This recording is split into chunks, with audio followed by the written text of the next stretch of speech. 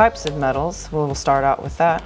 So you've got base and semi-precious metals. Copper, brass, pewter, or stainless steel are among your base metals. Titanium, precious or noble metals include gold, silver, platinum, and there's also palladium, but we don't really see that very often, so I didn't really talk much about palladium. Base metals and alloys, these are typically mixtures of various metals. Base metals like brass and, sorry, I can't really read that out well. Brass or a precious, more costly metal like sterling silver or karat gold. Jewelers and engineers create alloys to change the color, melting temperature, and strength. Solid gold is too soft typically for most applications, so it's usually alloyed with other metals to make it a little stronger. Base metals, a term in jewelry industry used for making costume jewelry. It's also any metal that is not one of the noble or precious metals, and it may be plated or raw.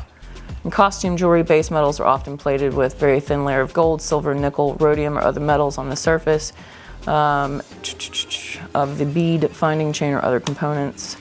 Let's talk about gold, the good stuff. Gold is very soft metal, making it one of the best materials for jewelry making. In its purest form, gold can be too soft to use, and it's often mixed with metals like zinc and copper.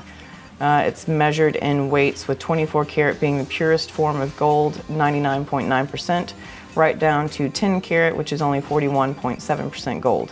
Some costume jewelry is made with gold plate, which is a base metal covered with a very thin layer of gold.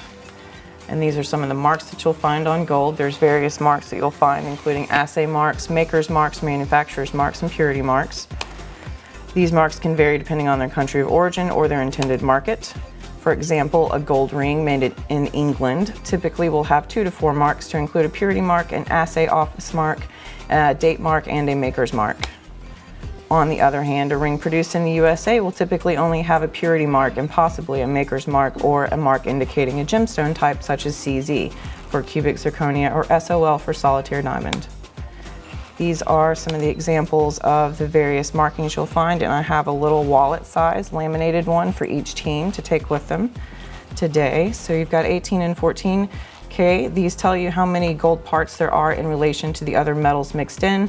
For example, an etching or stamp that says 18 karat means the jewelry is made up of 18 parts of gold and 6 parts of another metal. 750 or 585, these are the types of marks you find more commonly used outside the United States, and they tell you how much gold is present out of 1,000. So 24 carats of gold would be the equivalent of to 1,000. A stamp of 585 means that 585 parts out of 1,000 are gold, 58.5%. Other types of marks on jewelry, we've got GP. I'm not going to read through all of this. That's gold plate. You guys can check out this when I get it posted and check all these links. GF is for gold filled. HE or HGE means that it is electroplated. It's a higher quality electroplating process, but it's still essentially just costume. And then you've got rolled gold plating, which means that the metal was literally rolled in gold plate in various layers and in a bonding process, but it doesn't use that much gold. And they have to mark exactly what percentage they use on a piece. These are some more of your markings. You've got P, which is plum gold, KP, which is carat plum. That means that the item is at least that carat listed, but may actually be more. P, this shows that the item is the exact amount of carat shown. So typically, like, it's more pure than your regular straight gold. And you've got PD for palladium, which, like I said, we don't see very often. PT for platinum, can also be plat. Sterling silver, SS, stainless steel. CW for carat weight. CZ, cubic zirconia. There's a lot of them. Like gold, silver marks can vary depending on when and where they are produced. American silver jewelry marks are fairly simple, usually including a purity mark and sometimes a maker's mark. Because sterling silver is 92.5% silver, the common purity mark used today is 925. Most vintage sterling silver pieces have older marks like sterling, STIR, or STG. Some modern jewelry today will use these markings like sterling, either with 925 or without it, usually in conjunction with the maker's mark. British jewelry marks are the most complex as they include various letters and symbols. British hallmarks have been used for over 500 years and have changed over time. Hallmarks include a standard or purity mark, city, town mark, a date letter, a duty mark, and a maker's mark. Not all pieces will have all of these marks, however.